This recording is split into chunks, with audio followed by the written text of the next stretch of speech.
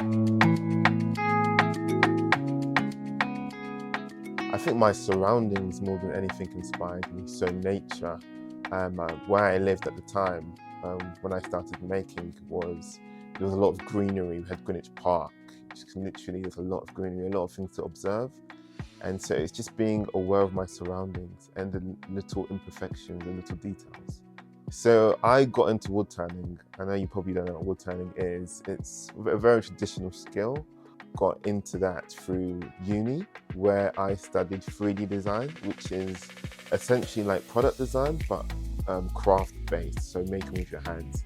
And so I fell into wood turning, and I just taught myself through YouTube, trial and error, learning, failing, and simply just making use of how I developed my skills, and understanding where I went wrong, and going back the next day with a fresh mind and just literally, exploring.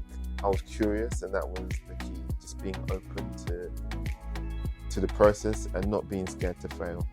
I guess what kickstarted my career in wood turning was after uni. So I had graduated and I didn't know what was next. I had been in education for 23 years or so, and I'm used to kind of having structure, and then you graduate from uni and it's all down to you. It's not as straightforward. I found out about an institution called Cockpit Arts, which is a creative hub of makers working in different mediums, so from ceramics to glass making to metalwork to leatherwork.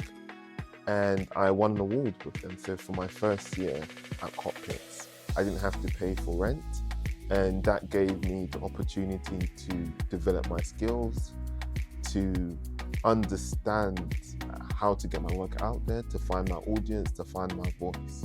And that really made an impact to my practice. I think sometimes people think being a creative is just focusing on one thing and just making, but there are so many skills you need to have in order to be successful. So one is communication. Another one is promoting your work. How do you market your work? How do you convey a message? What is your story? Because at the end of the day, everyone's making something. Everything's been done to a certain degree. But how do you make sure that your work stands out? And that's through how you communicate. It's through how you express yourself. It's through how you talk about your work and connect with people. It's just nice to see people pursuing their purpose, having passion for what they're doing.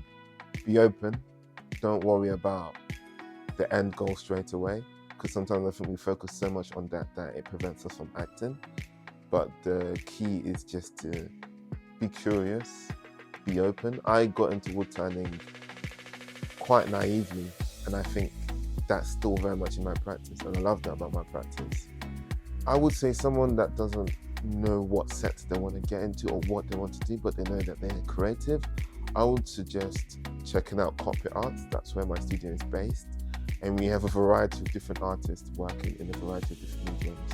We also have open studio events, so if you wanted to come down to see the building and to talk to the artists, it'll be a great opportunity to do so. We have it during the Christmas period and also during the summertime.